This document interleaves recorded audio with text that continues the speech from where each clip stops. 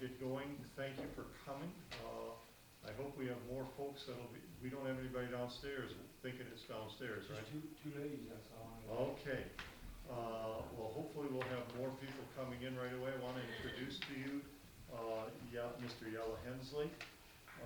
He is, I would say, it's not real formal, but he is the director of the prison ministry at Emmanuel Lutheran. Worked with me in establishing it, and it really developed through his efforts. And I'll let him describe that to you. And then if you've got your Bibles, you'll want to have your Bible, that we've got some back there, because he's going to lead us through a study of the story of Abraham in a very, very personal way. So I would invite you to come forward. Okay. Hello, Grace community.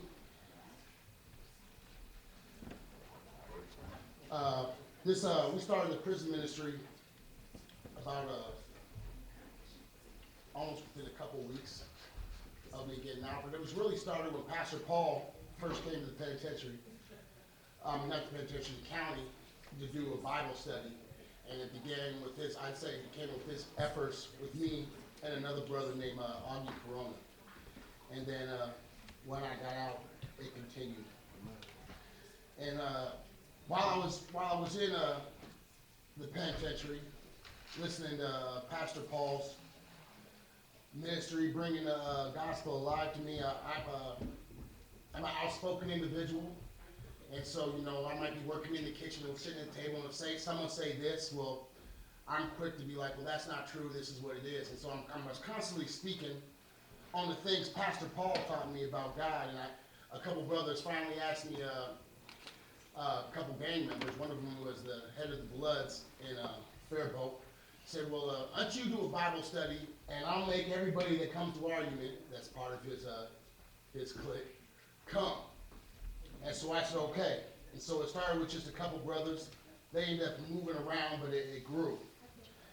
And the key I found when I was sharing the word, to bring the word to life, Pastor Paul always was able to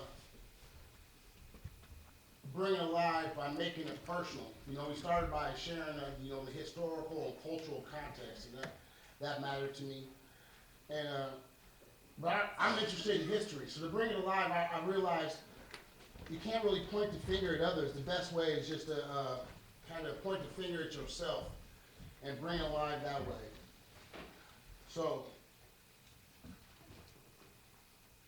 right now we're going to, got this mixed up, I think. There we go. You can lift that up too if you want to get it a little closer. We're going to be studying text reference from Genesis 12, 10 through 20. Then we'll go to Genesis 20, 21, and 25. So during my time in incarceration, I became estranged with the mother of my now 9-year-old son. She had cut off all communications and ties from me so that I would only receive word from my boy from Pastor Paul, and that was because my son Gaius attended his private school. Pastor Paul came to see me once a month during my incarceration, and on one fateful visit, he let me know he had some bad news. Suki, Gaius' mom, had unenrolled Gaius from the school and moved with my son to Puerto Rico. The news was devastating. My son was at the center of my dreams and hopes of happiness upon my release. In my imagination, I'd seen myself showing up at his school to greet him when classes was over when I got out. I imagined embracing him and telling him that I'm home now and I wasn't going to leave again. My prayers concerning my family and future always surrounded my son. And suddenly I had doubts if I would ever even see him again. I was crushed. I felt betrayed by God. Pastor Paul had taught me through the scriptures that God was the God of the living, and I couldn't understand how God would allow this to happen. I made my way back to my cell. I tried to keep my devastation from my face. I didn't want Paul to think my faith was weak. But as soon as I got out the cell and I made the vigil and I made my way home, I want you to know there was rage in my eyes. And I was looking to confront an inmate, looking in their eyes. I wanted someone to be upset by the way I looked at him. I was looking for trouble, but I found none. I went straight to my cell. And I was doing a weekly Bible study, like I said this time, and I was like, well, let's just dig in the Word. I didn't even want to think about it no more. I couldn't deal with it. I didn't bring it to God. I just wanted to ignore it. And so I began to work on this Bible study. I figured I'd worry about someone else. And I was doing the weekly Bible study. I still had time to prepare, and we was doing the book of Genesis. So I want you to know, in my mind, Suki had stolen my son. You know, everything was lost. So I get to Genesis, as I'm reading it, in Genesis 12, 20, 10. We'll go ahead and skim through that real quick, 10 through 20. Now there was a famine in the land, so Abraham went down to Egypt to sojourn there, for the famine was severe in the land. When he was about to enter Egypt, he said to Sarah, his wife, I know that you are a woman beyond beautiful in appearance, and when the Egyptians see you, they will say, this is his wife. Then they will kill you, but they'll let you live. Say you're my sister, that it may go well with me instead of you, and with me because of you, and that my life may be spared for your sake. When Abraham entered Egypt, the Egyptians saw that the woman was very beautiful. When the princes of Pharaoh saw her, they praised her to Pharaoh, and the woman was taken into Pharaoh's house. And for her sake, he dealt well with Abraham. And he had sheep, oxen, male donkeys, male servants, and female donkeys and camels. But the Lord afflicted Pharaoh and his house with great plagues because of Sarah, Abraham's wife. So Pharaoh called Abram, and said, what is this you have done to me? Why did you not tell me that she was your wife? Why did you say she is my sister? So I took her for my wife. Now here is your wife, take her and go. And Pharaoh gave men orders concerning him, and they sent him away with his wife and all he had. So we're told that soon after God chose Abraham, he arrived in Egypt. How he told his wife to pretend he was Sarah, his sister, and how the Pharaoh took her for a wife, paying off Abraham for the privilege. Mighty Abraham, huh? God had to intervene to get Sarah back. As I read these words, my lip kind of curled in disgust. But no matter, I read on. Everyone has moments of weaknesses. Let's go to chapter 16.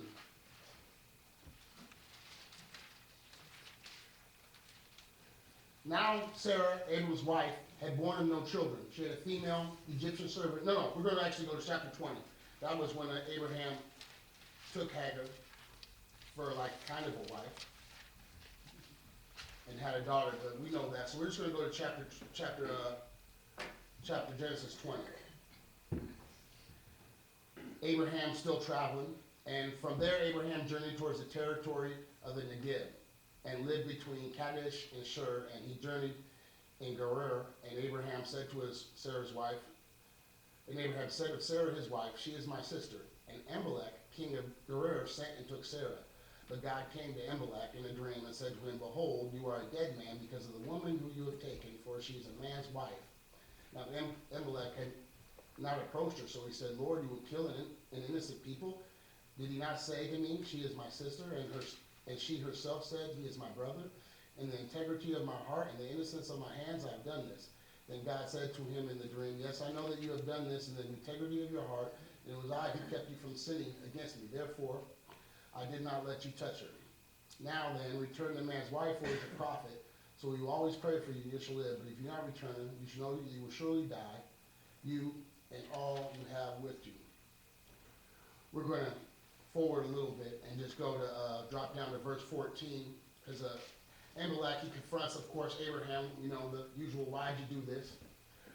But then Amalek took sheep and oxen and male servants and female servants and gave them to Abraham and returned Sarah, his wife, to them.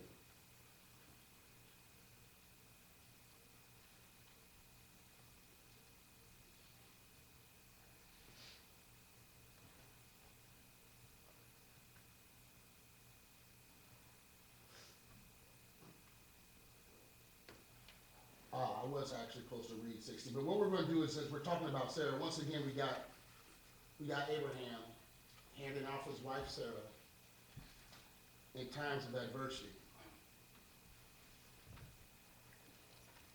My thoughts as I read this were somewhere in the line of this sissy. You know, here's Abraham, you know, playing the pretend you are my sister game. This time King Abimelech takes her for a wife again. God intervenes to save Sarai, now named Sarah, from Abraham's cowardice. My thoughts, you know, were, you know, again Abraham, again. My anger, you know, mounted at the weakness of Abraham. It bubbled in my belly because this was God's chosen and he was a coward. How could he not stand up for his wife? How could he not choose his safety over his own? He was God's chosen. The scriptures name him God's friend in James 2:23. We know him as an example of righteousness. Why could he not trust in God? How come he just couldn't stand up? My head began to shake. My disgust deepened. Let's turn back to 12:16.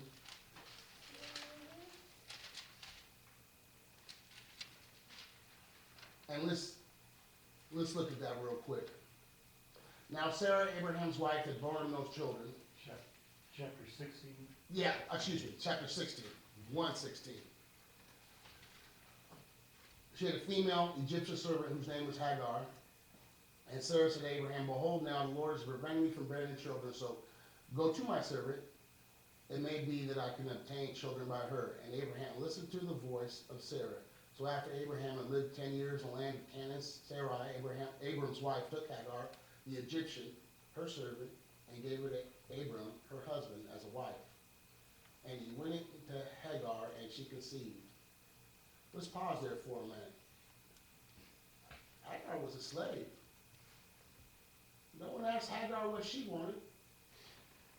She was given away, used, and she conceived. Sarah said to Abram, may the wrong done to me be on you. Sarah, she takes this personal after the fact. She's realizing her husband sleeping with another woman. Of course, this was after she'd already been given away once to another man. Sarah was given everything to her husband, even her life at times. I gave my servant to your embrace, and when she saw she had conceived, she looked at me with contempt. May the Lord judge between you and me. But Abram said to Sarah, behold, your servant is in your power. Do with her as you please. Then Sarai dealt harshly with her, and she fled from her. And the angel of the Lord found her by the spring of water in the wilderness, and the spring on the way to Shur. And he said, Hagar, servant of Sarai, where have you come from, and where are you going? She said, I am fleeing from my mistress Sarai. The angel of the Lord said to her, return to your mistress and submit to her. The angel of the Lord also said to her, I will surely multiply your offspring, so they cannot be numbered for multitude. And the angel of the Lord said to her, behold, you are pregnant, and shall bear a son. You shall call his name Ishmael, because the Lord has listened to your affliction. He shall be a wild donkey of a man, his hand against everyone, and everyone's hand against him. He shall dwell over against all his kinsmen.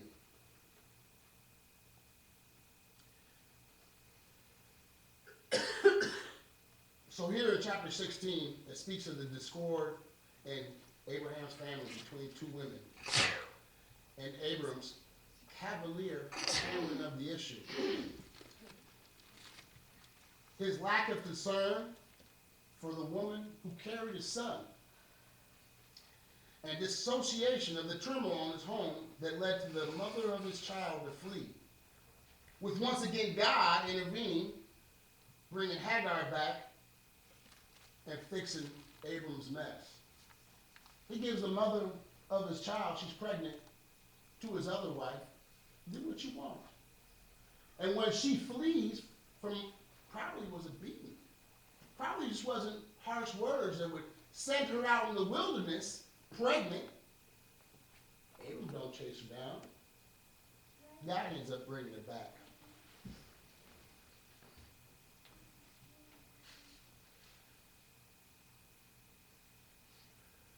Let's go to Genesis 21, 8 through 20.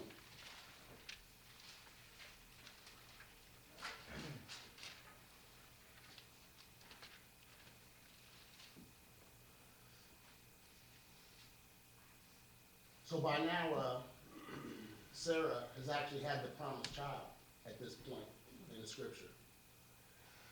And so let's look into a portion of their life. Now, Ishmael's older, Hagar's son. Sarah, Abraham's real wife, just had that promised seed. And as the child grew and was weaned, and Abraham made a great feast on the day that Isaac was weaned, but Sarah saw the son of Hagar, the Egyptian, whom she had borne to Abraham, laughing. So she said to Abraham, cast out this slave woman with her son, for the son of the slave woman shall not be heir with my son Isaac. And the thing was very displeasing to Abraham on account of his son. But God said to Abraham, be not displeased because of the boy and because of your slave woman. Whatever it says to you, do as she tells you, for through Isaac shall your offspring be named. And I will make a nation of the son of the slain woman also, because he is your offspring. So Abraham rose early in the morning and took bread and a skin of water and gave it to Hagar, putting it on her shoulder along with the child, and sent her away. And she departed and wandered in the wilderness of Beersheba. When the water in the skin was gone, she put the child under one of the bushes. Then she went and sat down opposite him a good way off, about the distance of a bow shot. For she said, let me not look on the death of the child. And as she sat opposite him, she lifted up her voice and wept. And God heard the voice of the boy, and the angel of God called Hagar from heaven and said to her, what troubles you, Hagar? Fear not. For God has heard the voice of the boy where he is. Up, lift up the boy and hold him fast in your hand, for I will make him to a great nation. Then God opened her eyes, and she saw a well of water. And she went and filled the skin under the water and gave the boy a drink. And God was with the boy, and he grew up. And he lived in the wilderness and became an expert with the bow. He lived in the wilderness of Paran. And his mother took a wife for him from the land of Egypt.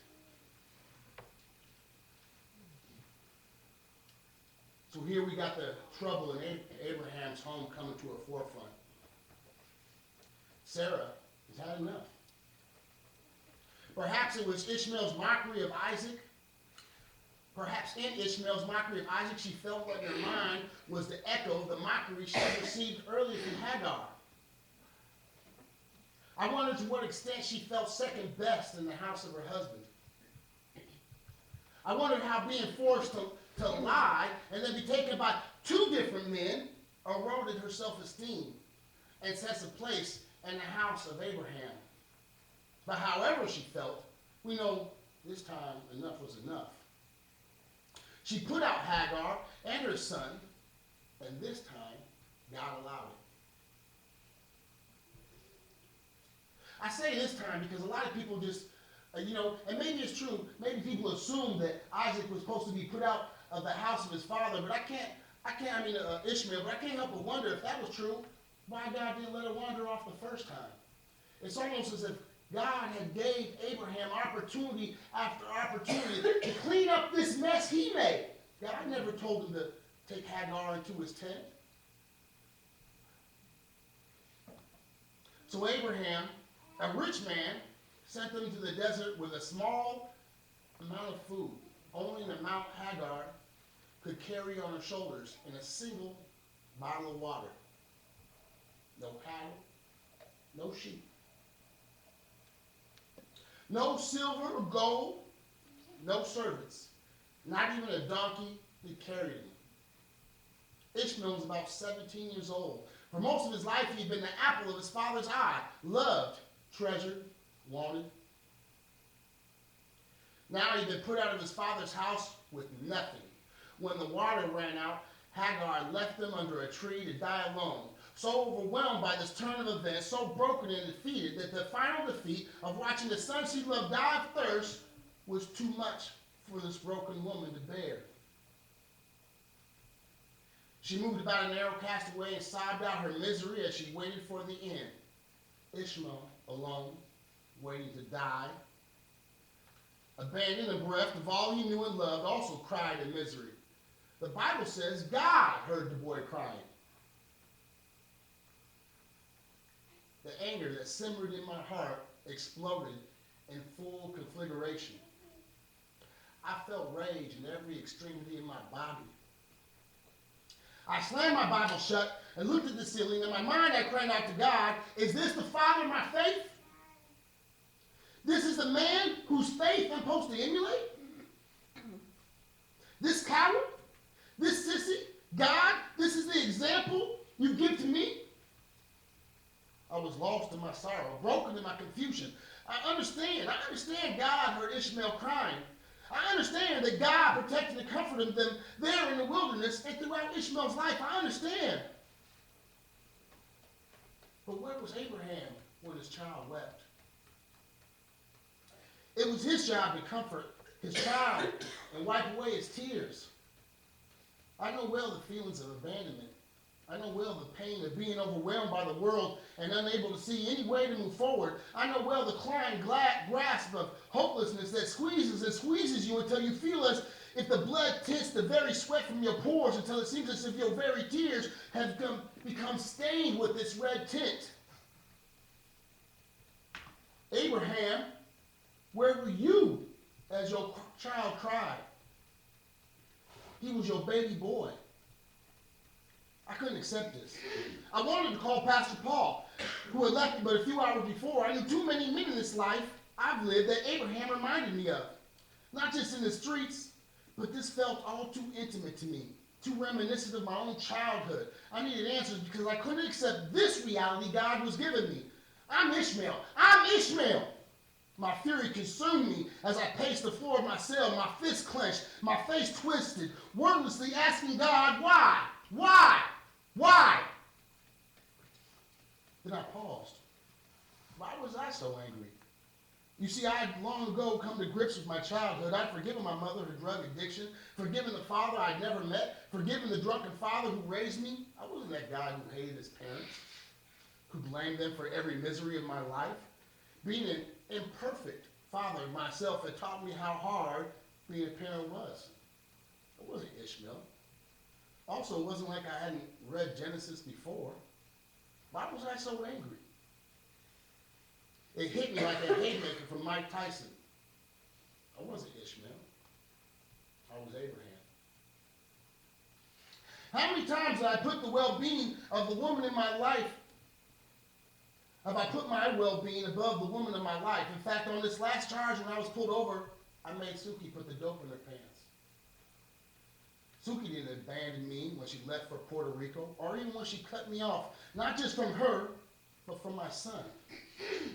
No, I had driven them off into the wilderness of this world just as surely as Abraham did. I was so angry because it was I who was guilty. I was the coward. I was the sissy that failed my family. I broke down in tears of condemnation for what I put my family through. I prayed to my Lord and God that He comfort and protect the family I had abandoned through my incarceration, and before that, through my very lifestyle. At the end of my prayer, I wiped my tears and got on my bunk and picked up my Bible to continue my preparation for the Bible study. But the Lord wasn't done speaking to me. Let's go to Genesis 25.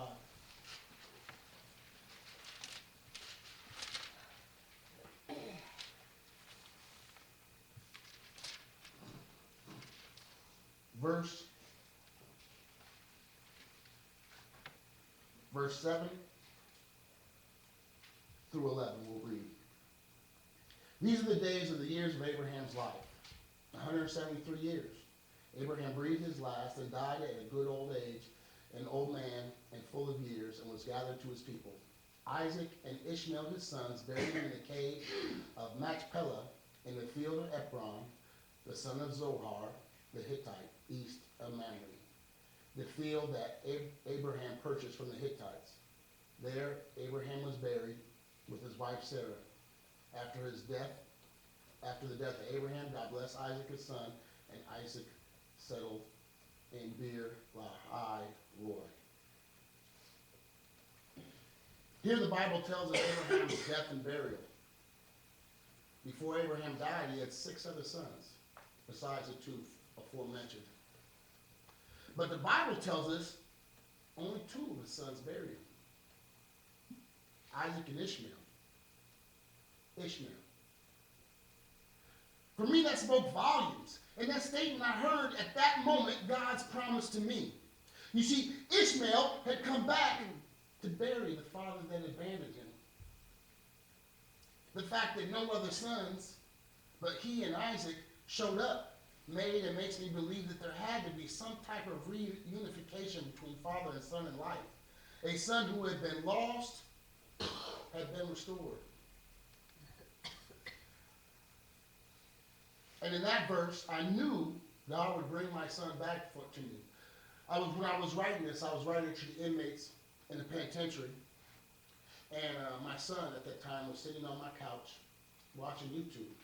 God not only had reunited me with my son, last school year, he lived with me. He's with his mom this year. And the deal was I would get him next, but it sounds like he might even be coming home sooner than that. So God had kept his promise to me and more. The reason I shared this is just, a lot of times we read Genesis or any other book of the Bible, and it's easy just to think those quirky Old Testament guys, you know, the things they do, those people, but in the end, the reason they're there is because we are Abrahams. All of us have failed others in some way. Sometimes we're Hagar. Sometimes we're Sarah. They're there to let you know the Bible's full of imperfect people whose lives God has to fix.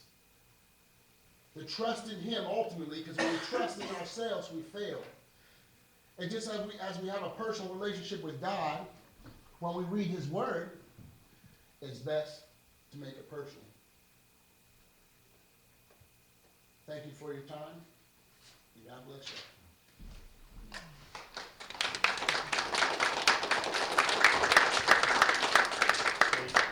Yella, do you want, I'm forgetting, do you go into the details of the prison ministry, what you're doing in the sermon?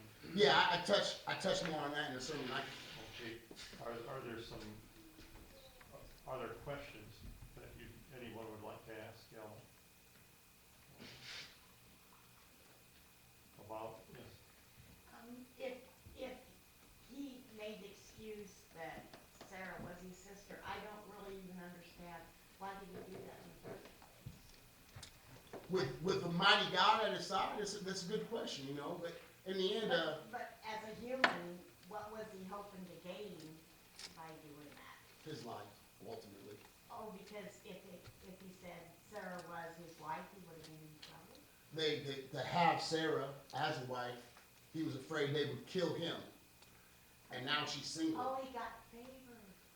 And so they would be able to, they'd be able to keep the wife. But when it's his sister, they take his sister, they leave him alive, and they cash him out.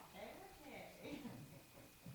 Abraham more or less pimped out his wife twice. But he was related to her. It was his cousin. Yes, his wife was his cousin.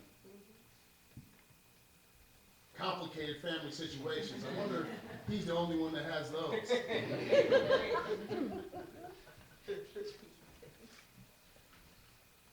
I can't imagine the resistance that you get in your ministry. You know, is there resistance for God, especially a Christian God in the penitentiary? Of course there is.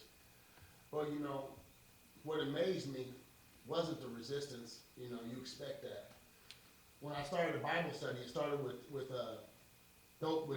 these two brothers, you know, and it wasn't, I didn't really expect it to be a Bible study. I expected it to be them, and then if any other Bloods came to the unit, a man named Crusher was going to make them come to the Bible study.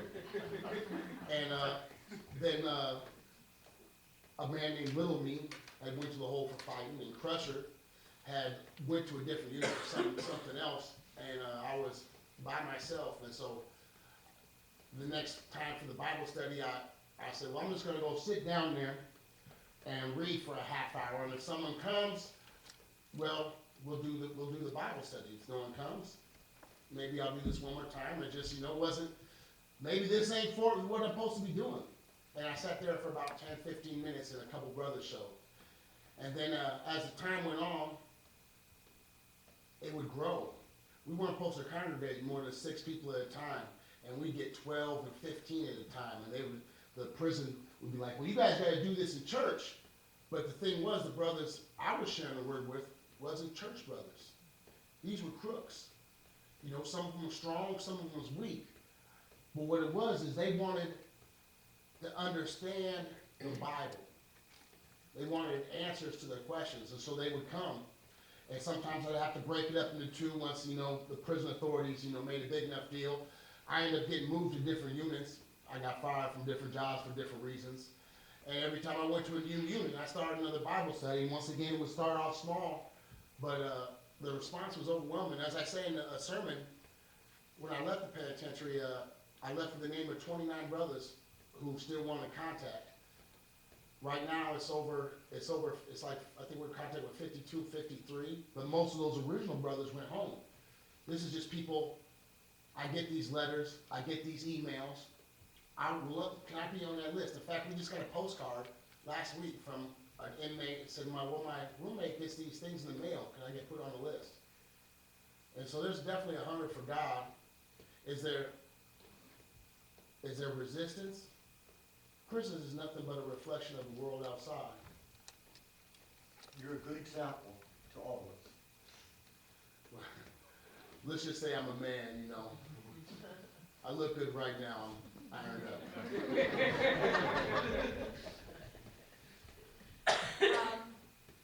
How do you approach a man who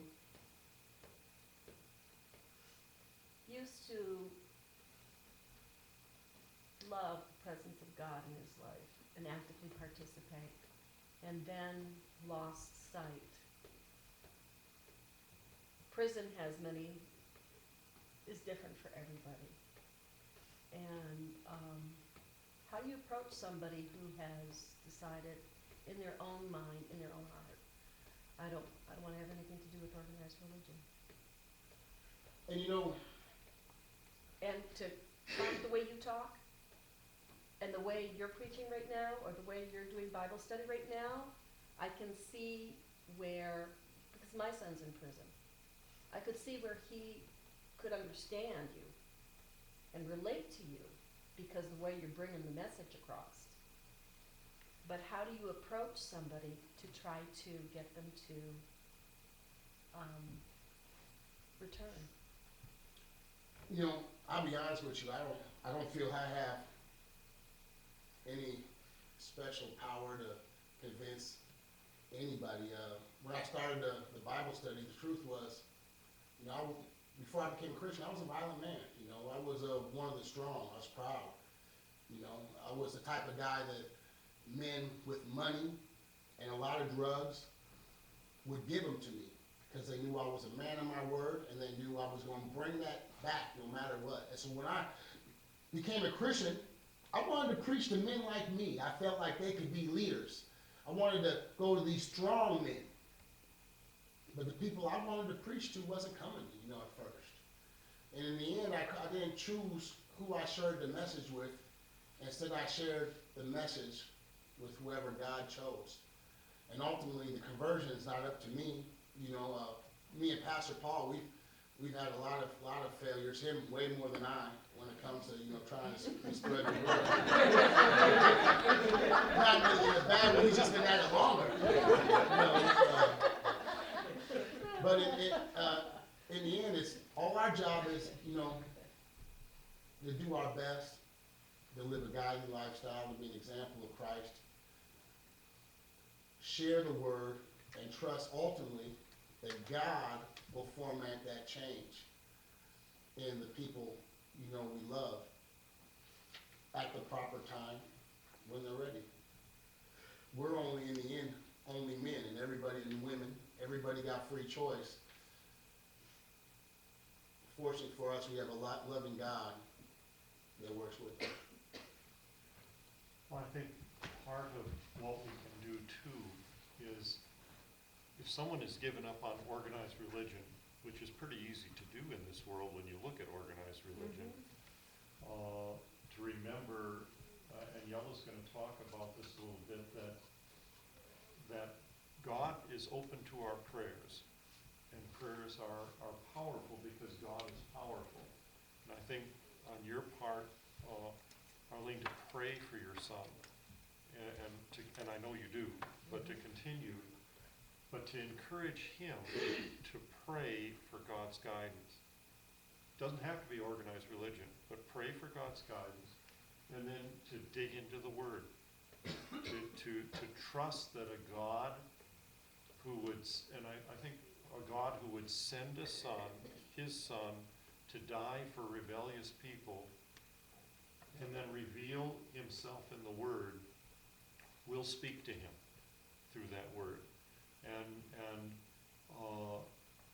you know, a person's, it's easy to lose faith and confidence in people because we're so imperfect and we fail so often and in such big ways.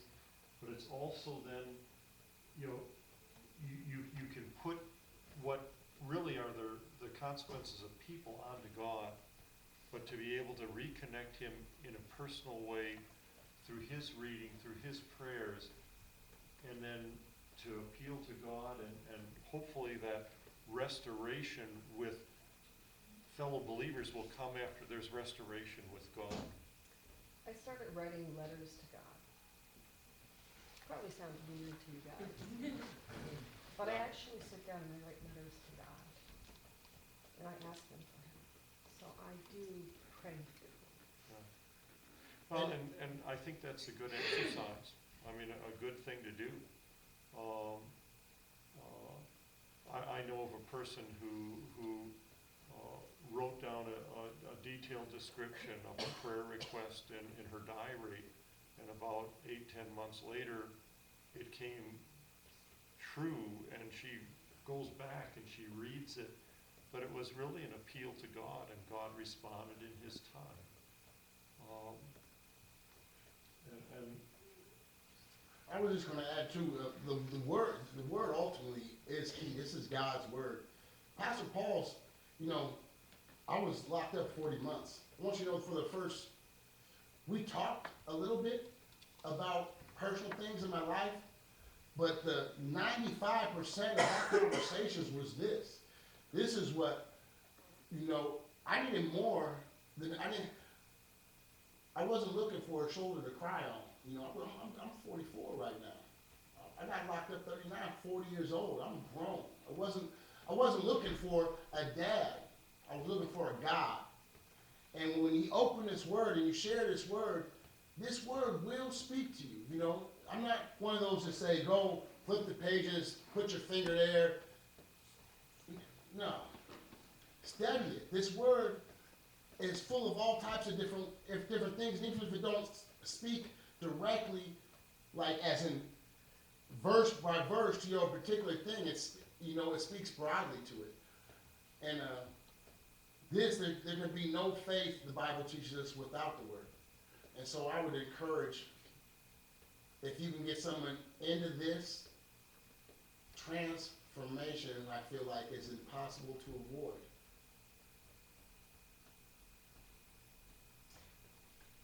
Yella, I know that one of the things that was important for you was the fact that the congregation provided you, the men's group provided you with reading materials. Are there any in particular that you could recommend that would move people into the Word, would be an effective response to questions that came up? If they're readers, my favorite, but I've handed that book out to other people and they didn't want to read it, but my favorite was the Apostle Paul, Heart Set Free. It breaks down grace. You know, I did 15 months in Teen Challenge, and they taught about God, and I believed in their God, but the God they taught about was an angry God. It was the God of law, and my imperfect self feared that God. So instead of bringing me to God, I stopped praying altogether. I didn't want God looking at me because, you know, I was doing some things, and I didn't want the consequences. It's bad enough earthly consequences. Holy consequences is so much worse. And then when I really began to understand grace, you know, grace, that's powerful. That's when I stopped fearing my God and just really start opening up to him. And that's when he was able to move my life. Another one of my favorite books is is Mere Christianity by T.S. Eliot. That's a great, C.S. Eliot, yeah. C.S. Lewis. Lewis, excuse me, C.S. Lewis. That really breaks down the word. Yeah, I feel like it was simpler, but if you're not a reader, these books are, can be complicated. But that's actually, if you like to read, that's a simpler book. He takes super complicated things, like the Holy Trinity, and breaks them down in such simple, casual things to be able to understand. And hits on so many people have questions, but what about this, what about that? That's a book for those what abouts. Those are my two favorite books that you ever received. What's the age range? I mean, do you feel you had more influence on your particular age range, or were there younger people there, older people? They were from, it ended up being, my groups would be from the, the youngest to the oldest, from the weakest to the strongest. I myself had more influence with people who weren't as pre-involved with organized religion. Pastor Paul taught me, and as I studied myself, it only makes sense to believe in the Bible as it stood, period. And so when you stand on it with that firm conviction, you have people who have other organized beliefs, religious beliefs, you're gonna bump some heads. But we in this Bible circle, this is what we was gonna preach.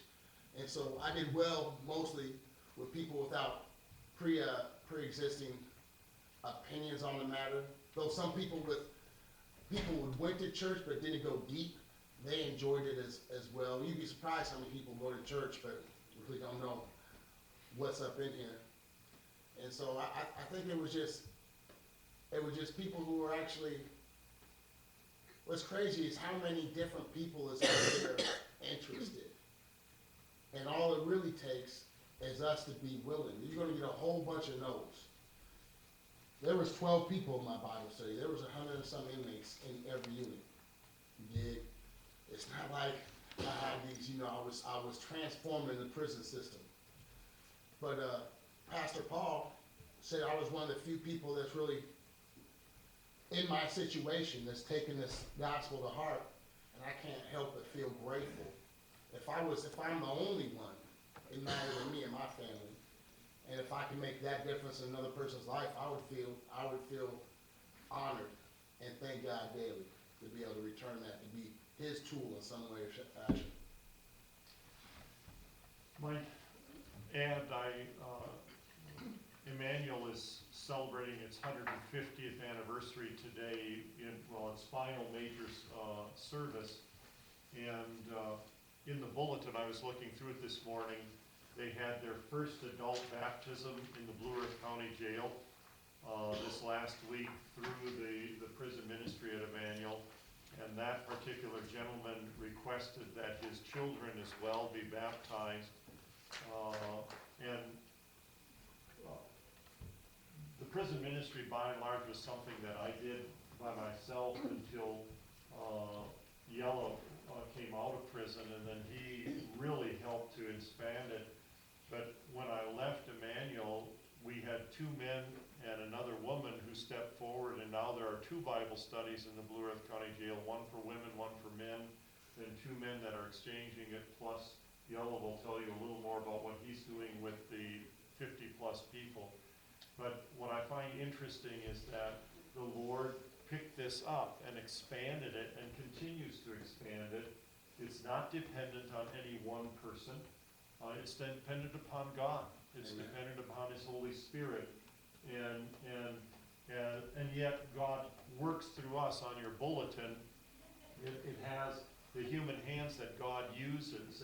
And when God begins to move hearts, some wonderful things can indeed happen. We have a wonderful God, a powerful God. Okay, thank you, Yella.